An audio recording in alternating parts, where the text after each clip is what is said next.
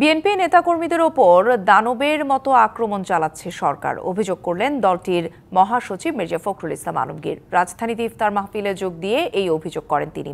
ক্ষমতায় থাকতে দেশের স্বার্থ জলাঞ্জলি দেয়া হচ্ছে বলেও মন্তব্য করেন তিনি।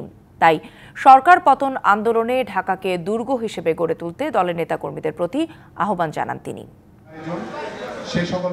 বিএনপি চেয়ারপারসন খালেদা জিয়ার সুস্থতা কামনা এবং গুম, খুন ও বিভিন্নভাবে নির্যাতনের শিকার নেতাকর্মীদের পরিবারের সম্মানে রাজধানীর ইস্কাটনের লেডিস ক্লাবে ঢাকা মহানগর উত্তর ও দক্ষিণ বিএনপির দোয়া ও ইফতার মাহফিল।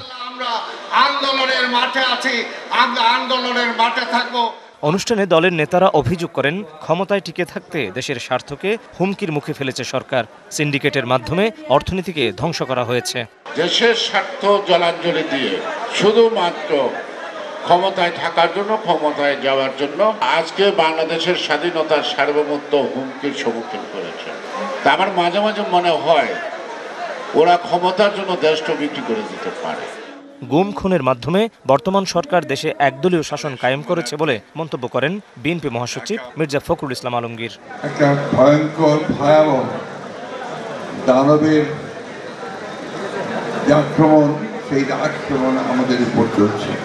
ঢাকাকে সেইভাবে গড়ে তোলেন যেন ঢাকাকে দুর্ভেদ্য দুর্গে প্রয়োজন হয় পরিণত হয়, এবং দুর্গেও যেন কেউ ভাঙতে না পারে, সেইভাবে আমাদেরকে এখানে সংগঠনকে গড়ে তুলতে হবে।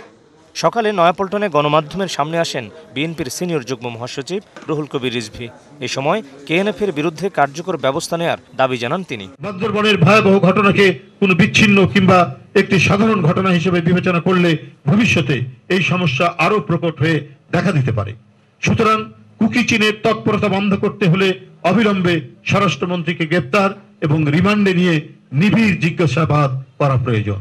সন্ত্রাসী গোষ্ঠীর এমন অপতৎপরতার পেছনে ক্ষমতাসীনদের পররাষ্ট্রনীতির দুর্বলতাকেও দায়ী করছেন বিএনপি নেতারা।